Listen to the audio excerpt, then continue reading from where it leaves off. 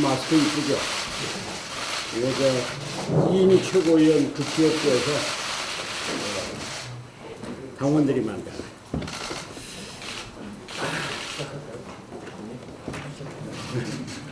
자, 지금부터 민생당 중앙정보대책 상임대책위원장님의 기자회견 갖겠습니다. 먼저 모든 말씀으로 시작하겠습니다.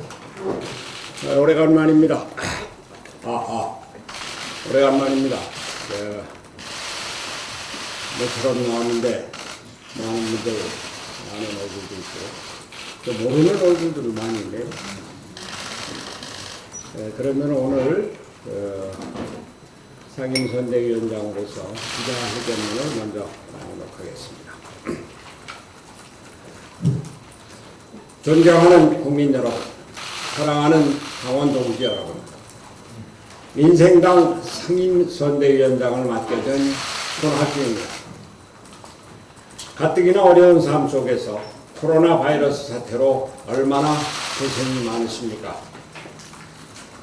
방역에 적극 협조하는 국민과 방역에 종사하는 의사와 간호사 등 의료, 공무원, 소방관과 군인, 경찰, 자원봉사자들의 노고에 정의를 표합니다. 인내와 끈기로 이번 위기를 극복하고 새로운 국가 발전의 기회를 찾기를 기대합니다. 먼저 민생당의 비례대표 순번과 관련하여 국민과 당원 여러분께 심려를 끼쳐드리게 된 것에 대해서 마음 깊이 죄송하다는 말씀을 드립니다. 저는 지난달 24일을 끝으로 바른미래당의 대표를 내려놓고 평당원으로서 백의종군하겠다는 말씀을 드린 바 있습니다. 그런 제가 지난주 비례대표 2번으로 내정되어 노역으로 비춰진 점, 뭐라고 해도 변명의 여지가 없습니다. 그러나 한 가지, 이번 사태의 바닥에는 한국 정치의 구조를 바꾸어 새로운 정치를 열어가야 한다는 열망이 숨겨져 있다는 점은 국민 여러분께 분명히 말씀드리고자 합니다. 저는 비례대표로 국회의원이 된다는 노력보다는 국회의원이 되어서 다당제 연합정치를 위해 개헌을 해야 하겠다는 야심이 있었음을 솔직히 고백합니다.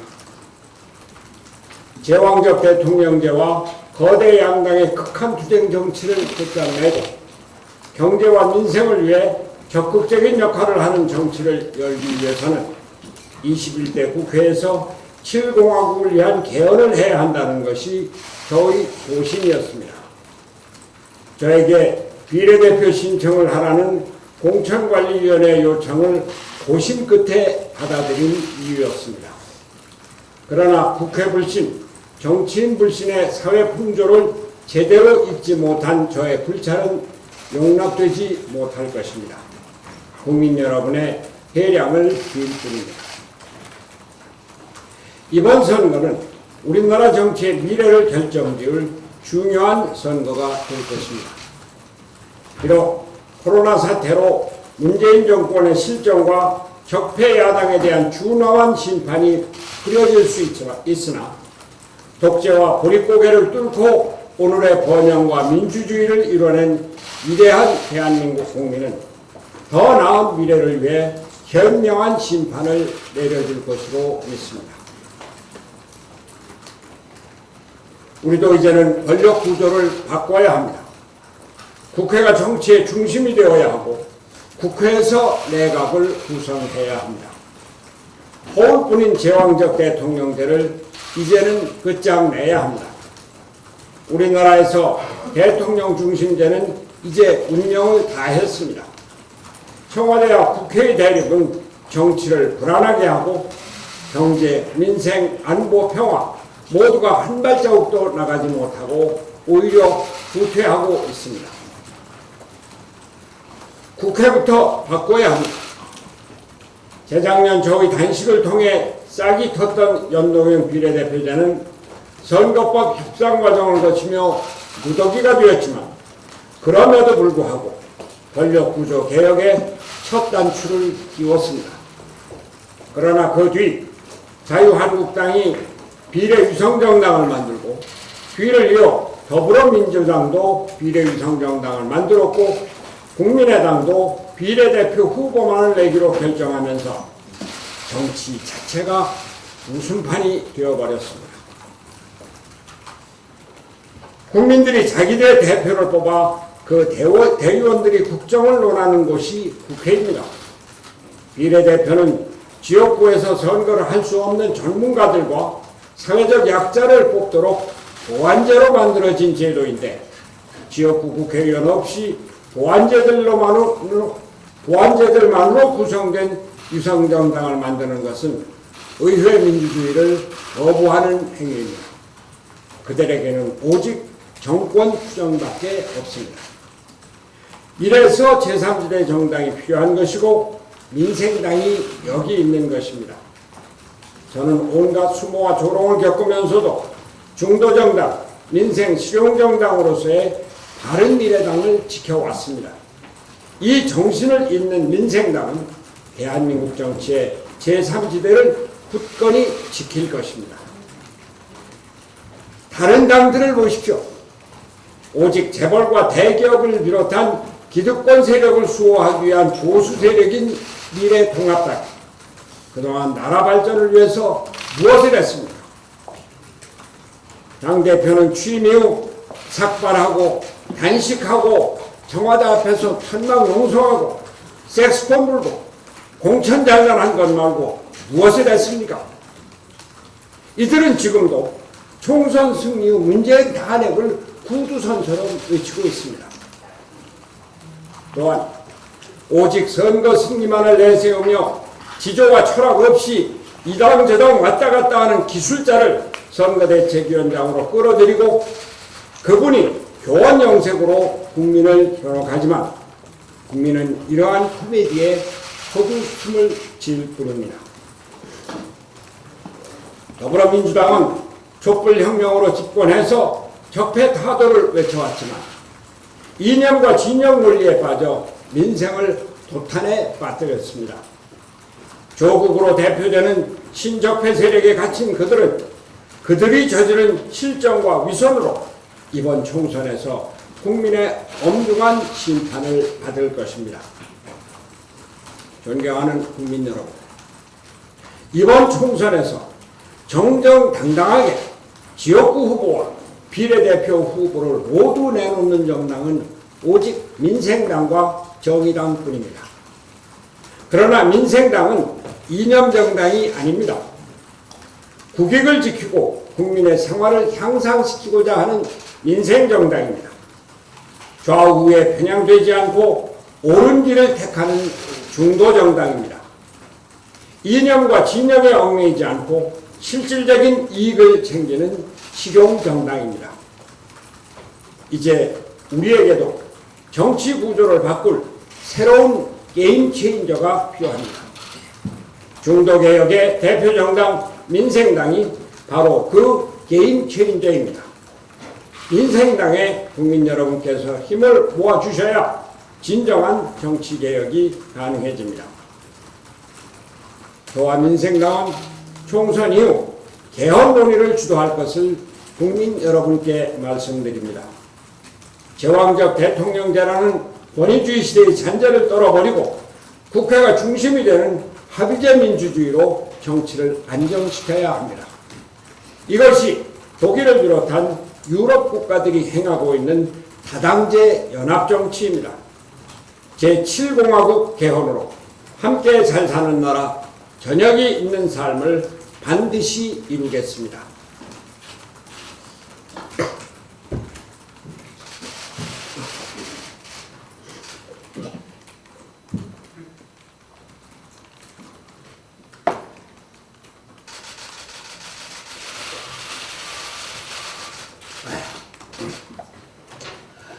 우리는 지금 존경하는 국민 여러분, 우리는 지금 세계 대전에 버금가는 위기에 처해 있습니다.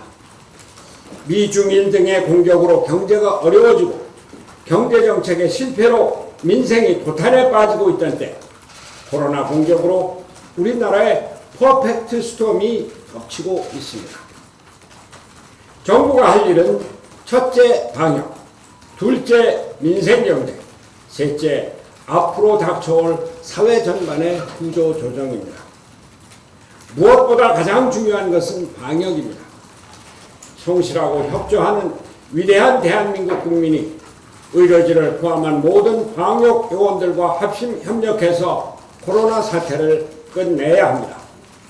방역은 국민의 생명과 안전입니다.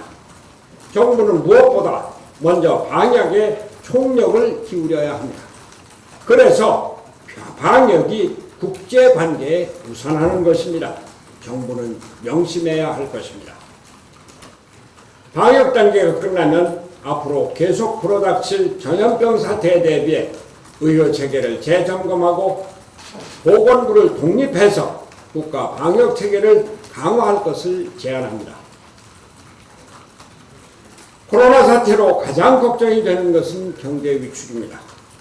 무엇보다 취약계층의 기본 생활을 보장하는 것이 정부의 첫째 임무입니다. 그러나 모든 국민들에게 일률적으로 나눠주는 기본소득제는 포퓰리즘의 위험이 있어서 안 됩니다. 문재인 대통령이 제시한 70% 인구의 4인 가족 기준 100만 원을 지원하겠다는 방침은 유효한 정책이기는 하지만 포퓰리스트적인 성격이 강합니다.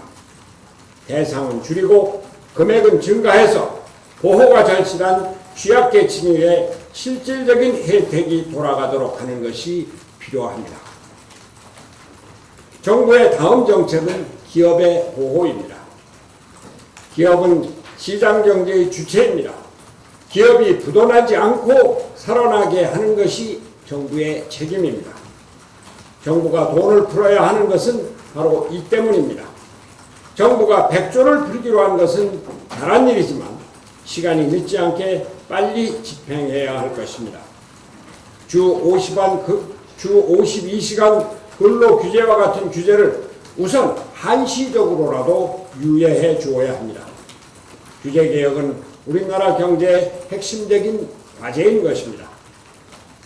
코로나 사태가 끝나면 우리 사회 전반의 구조적 변화가 닥칠 것입니다. 생활 패턴, 의료 체계, 교육, 국제관계 모두가 달라질 것입니다. 정부는 차분히 우리 경제를 비롯한 사회 전반의 리세팅을 준비해야 합니다. 이제는 소득주도 성장이나 탈원전 같은 이념지향적인 정책을 폐기해야 합니다. 앞으로 닥칠 실업쓰나미에 대한 대비책도 강구해야 합니다. 노동시장을 유연화하는 것은 한국 경제의 구조적 회생을 위해서 대단히 중요한 과제입니다. 2차 세계대전 때 미국의 루즈벨트 대통령이 전시노동위원회를 만들어서 사회협약을 체결했듯이 우리도 이러한 제도를 만드는 것이 필요할 것입니다. 이제 우리는 청와대가 모든 것을 주도하고 일선 사령부 역할까지 하는 소위 청와대 정부를 청산해야 합니다. 일자리위원회나 일자리수석 등 불필요한 기구를 없애고 내각이 경제정책을 주관하도록 해야 합니다. 이러한 제도적 개혁이 리세팅이 시발이 되어야 합니다. 정부는 이번 코로나 사태를 계기로 지금까지의 이념지향적 정책을 버리고 민생 위주의 실용적 중도개혁 정책을 취하기 바랍니다. 존경하는 국민 여러분, 그리고 사랑하는 당원 동지 여러분, 이제 우리는 민생도 경제도 내팽개친 거대 양당의 극한 대립의 악순환 고리를 끊어내야 합니다. 이번 총선의 가장 중요한 과제입니다. 중도개혁의 대표 정당 민생당이 선두에 서야 합니다. 민생당이 대한민국의 정치를 바꾸겠습니다. 국민 여러분의 새로운 희망이 되겠습니다. 민생과 경제를 최우선으로 하는 실용주의 중도개혁의 정치, 대한민국 역사의 큰 물줄기를 바꿀 민생당의 걸음에 국민 여러분과 당원 동지 여러분께서도 함께 해주실 것을 호소합니다. 감사합니다.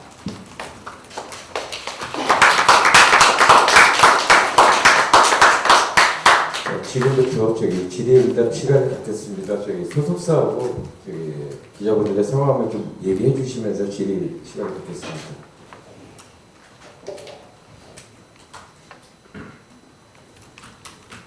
예. 좋습니다. 대표님 이번 총선 민생당의 목표 의석이랑 지지율. 저는 원내 교섭단체 구성을 목표로 하고 있습니다. 물론 우리 지금 지역구에 60여 명이 출마를 하셨는데 그 중에서 10분은 되셔야 되지 않겠습니까? 교수한테. 그럴 가능성이 있고, 그리고 비례대표에서 10명, 그래서 최소한도 원내 교섭단체를 구성하는 것, 그것이 저와 민생당의 목표입니다. 워낙 제가 전에 말씀드릴 때는 40석, 50석을 얘기를 했는데 지금 우리 형편이 그렇게 되지 않고 많이 위축되어 있는 것 안타깝게 생각합니다.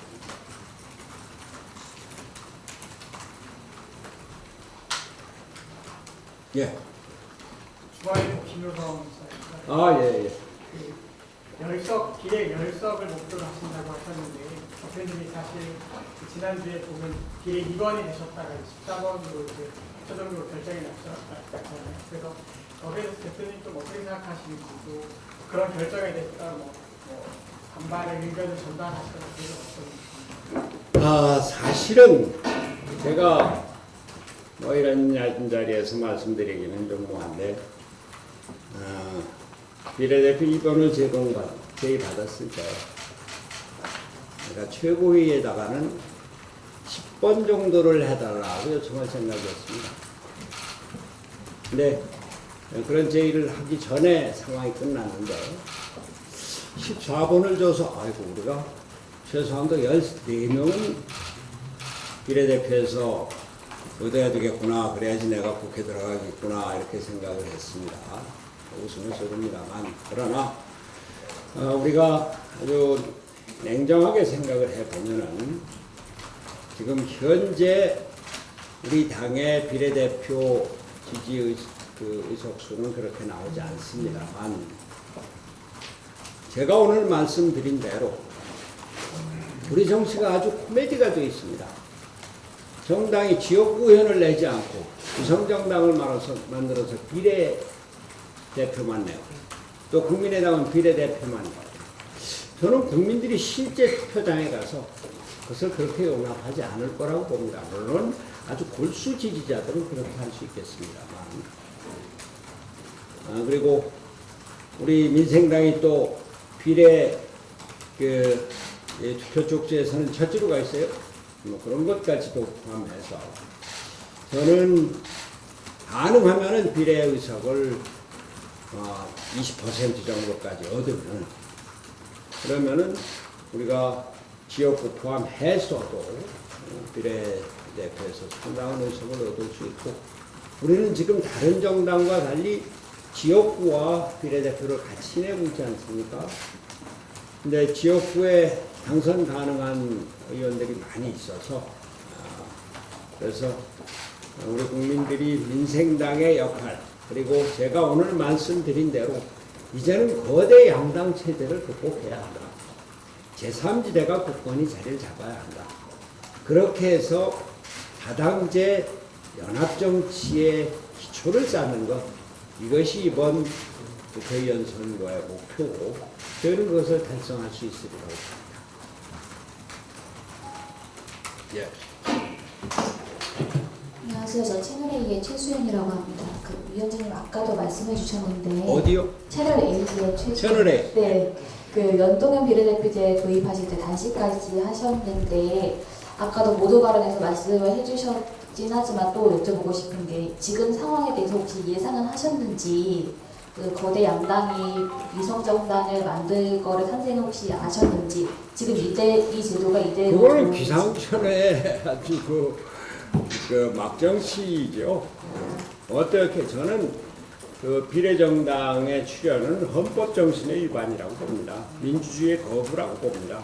아까도 말씀드렸습니다만 민주주의는 국회를 기본으로 하고 국회는 국민이 뽑은 대표자가 대의원이 돼서 그 대의원들이 모여서 국정을 논하는 것이 민주주의입니다. 그것이 의회 민주주의입니다. 그런데 내가 뽑은 국회의원이 없이 비례로만 구성되는 정당, 그런 정당을 만들어서 그 다음에 통합을 한다. 이건 의회 민주주의에 대한 거부고 민심을 부정하는 것입니다. 그래서 저는 그 전에 연동형 비례대표제를 위해서 단식을 할 때, 또 연동형 비례대표제 그 선거법 협상이 진행될 때 전혀 생각을 못했었습니다. 제가 부족한 탓인지는 모르겠습니다만, 부족할지는 모르지만 그러나 민주주의의 정도를 걷는 사람의 생각입니다.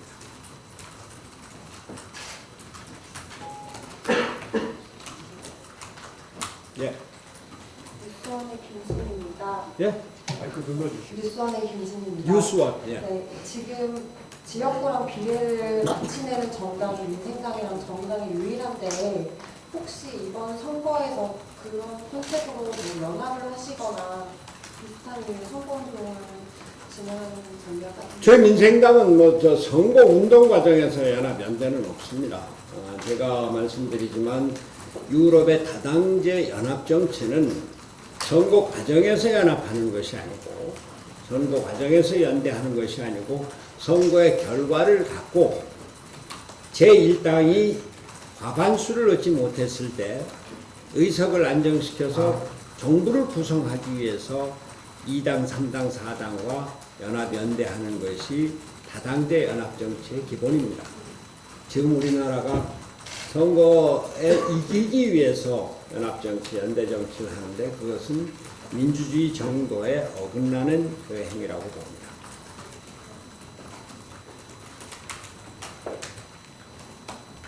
예.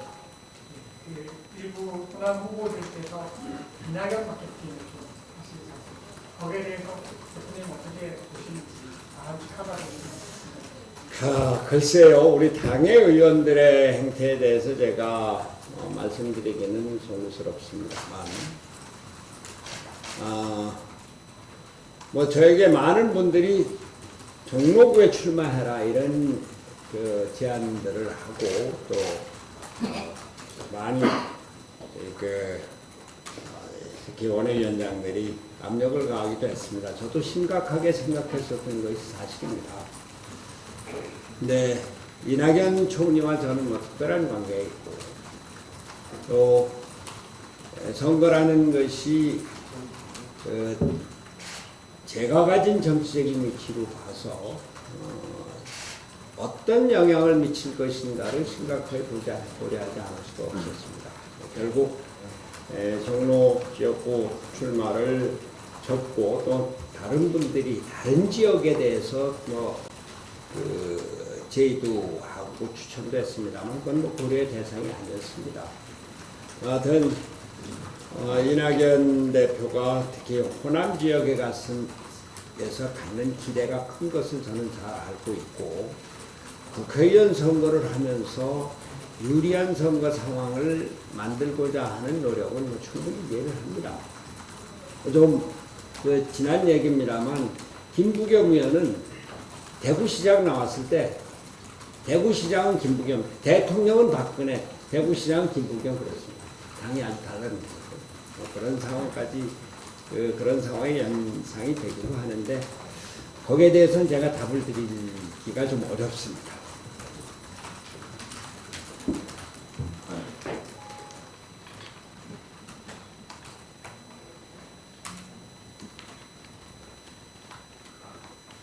예. 상임선대위원장 맡으셨는데 앞으로 선대위 운동이나 선거 유세 지원은 어떤 방식으로 진행되는지 설명. 크게는 그 공중전과 또 지상전 이렇게 나눌 겁니다.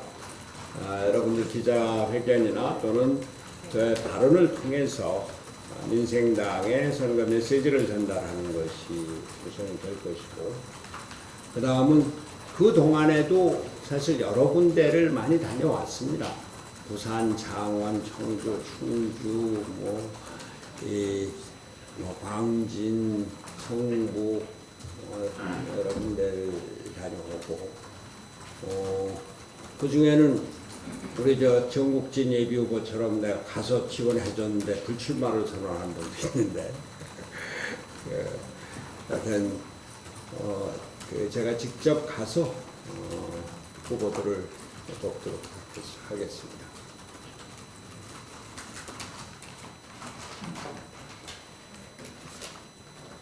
네. 그 아까 비례대표 순번 때문에 질문을 드렸었잖아요. 근데 그 어쨌든 최고위에서 그렇게 결론이 난 것이고 지금 공동대표 중에 상임대표가 김정한 대표인데 대표님이 임명하신 분이 그렇게 사실 순번을 내렸다는 측면이 있어서 두 분의 사이가 좀 안 좋아지거나 추워진 게 아니라 이런 사실도 있고 그건 어떻게 보세요? 김정화 대표가 공관위원은 아니잖아요. 김정화 대표 한 게 아니겠죠. 뭐 그런 데 대해서 제가 여기서 굳이 뭐 말씀드릴 거 있겠습니까? 예. 네.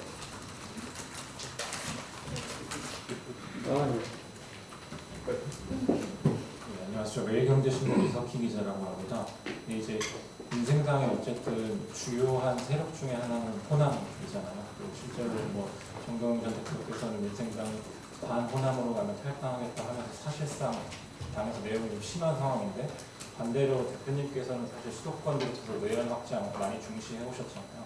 그래서 결과에 따라서 앞으로 당의 정체성을 좀 어떻게 가져가야 된다고 생각하십니까? 저는 뭐 거기 저 정체성의 문제는 없다고 봅니다. 우리 민생당의 주요 의석 분포가 호남 의원들로 구성이 되어 있고 수도권의 의원들은 뭐 다 탈당하고 있습니다.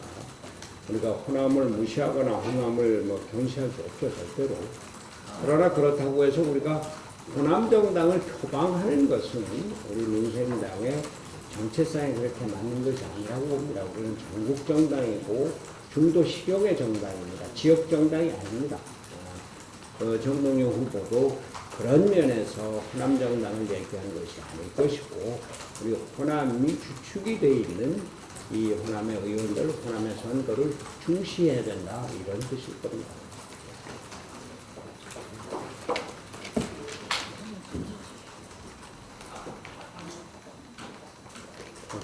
내가 알고 있습니다. 네. 더 이상 질의 없으세요? 더 없습니까? 이제 지금 그 내가 아까 정국진 후보 얘기를 했습니다만 안타까운 현실입니다. 후보 기타금이 모자 등록을 하지 못한 거 제가 잘 알고 있고 그 점을 우리 사전에 당에서 적극 지원하지 못한 것에 대해서 송구스럽게 생각합니다. 또 없습니까? 예. 지금 정당 지지율도 상당히 낮고 인지도도 낮은 걸로 이제 많이 비춰지고 있는데 이 부분을 좀 타개할 전략 같은 게 있으실까요? 제가 상임선대위원장으로 나선 것이 우리가 민생당으로 통합되고 바른미래당, 민평당, 대한신당 통합보다는 훨씬 더 낮아진 것은 틀림없고 그뿐만 아니라 바른미래당보다도 훨씬 더 낮아졌습니다.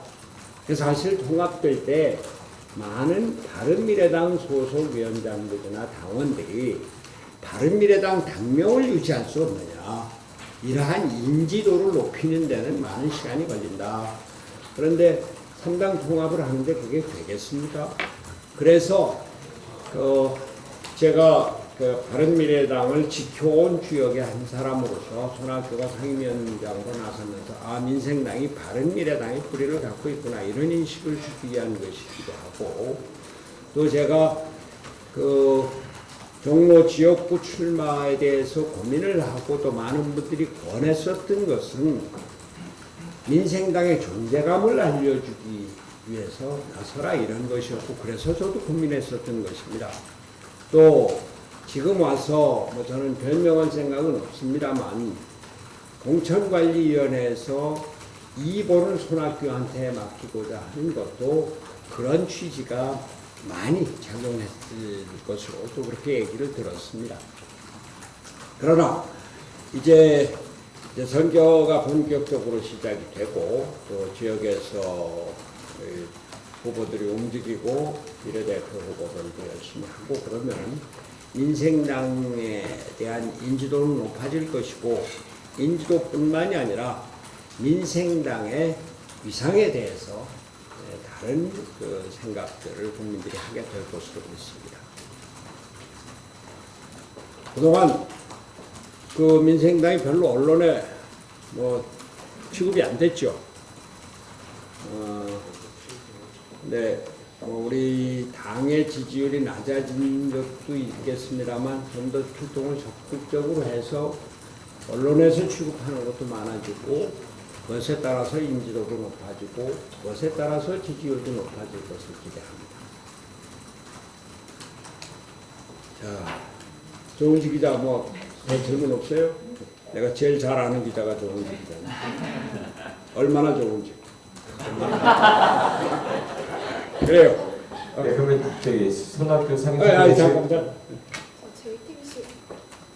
JTBC 황미래 기자입니다. 예. 그래서 말씀하신 것처럼 사실 이번에 내정됐던 그 명단이 돌았을 때 사실 당원들도 많이 이제 탈퇴를 하겠다라고 하면서 좀 오히려 인지도가 나빠지는 거에 영향을 끼치지 않았나 싶은 이제 여론들이 있었는데요. 그거에 대해서는 어떻게 생각하시면서 뭐 같은 질문의 반복일 수 있지만 구체적으로 그걸 타개하기 위해서 좀 더 구체적으로 어떤 선거일세 직접 가시는 것 외에도 좀 그런 부분 어떻게 봉합하실지 궁금합니다. 뭐 인지도가 더 낮아진 건 아니고 인지도는 더 높아졌을 텐데 지지도가 더 낮아졌을 가능성이 있겠죠.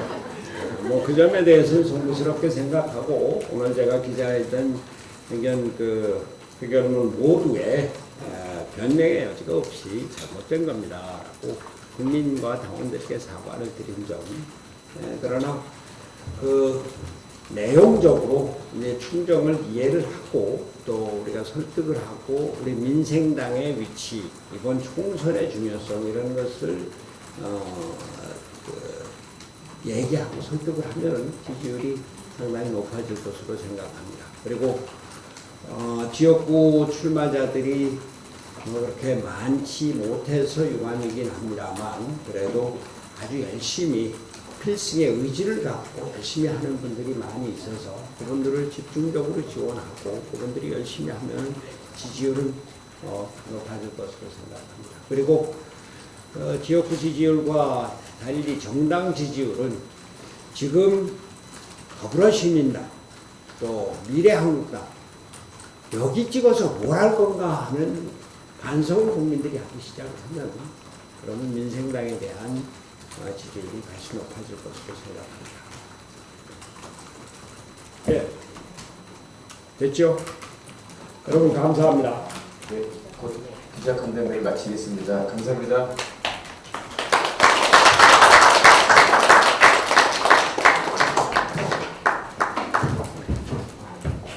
근데 마스크하고 기자들이 별로 없더라.